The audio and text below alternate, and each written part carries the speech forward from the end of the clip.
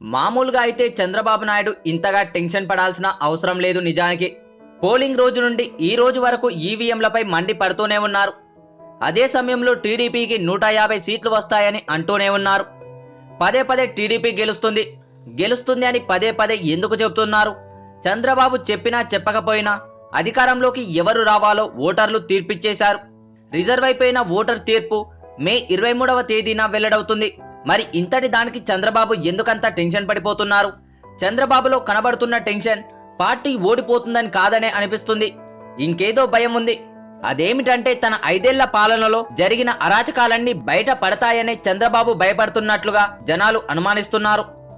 రాజధాని నిర్మాణం, పోలవరంతో కలిపి ఇరిగేషన్ ప్రాజెక్టుల్లో భారీ అవినీతి, వివిధ పథకాల్లో తమ్ములు దోచుకున్న వేల కోట్ల రూపాయలు, మహిళలకు రైతులకు పోలింగ్ ముందు ప్రభుత్వ బ్యాంకు ఖాతాల్లో వేసిన డబ్బంతా ఇతరత్ర పథకాల నుండి తరలించిన డబ్బే.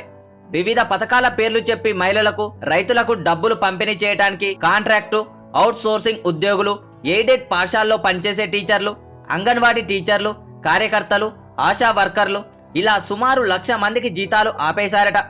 దాదాపు 3 నెలల నుండి 6 మాసాల జీతాలను పెండింగ్ లో పెట్టి ఎన్నికల్లో తాయిలాలు పంచినట్లు చంద్రబాబు వాళ్ళ జీతాలను ఓట్ల కోసం వీళ్లకు పంచేశారు.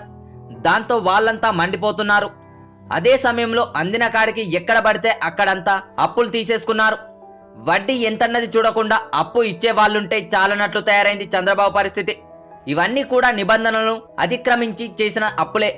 ఒకవేళ కర్మకాలి ప్రభుత్వం మారితే అధికారంలోకి వచ్చిన ప్రభుత్వం చంద్రబాబు బండారం అంతా బయటపెడుతుంది.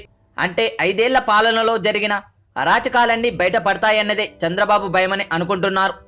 అదే సమయంలో రాబోయే ప్రభుత్వం గనక 5 ఏళ్ల చంద్రబాబు ప్రభుత్వంలో జరిగిన అవినీతిపై కమిటీ వేసి విచారణ చేయిస్తే భయంకరమైన వాస్తవాలు వెలుగు చూస్తాయని పలువురు అనుమానిస్తున్నారు.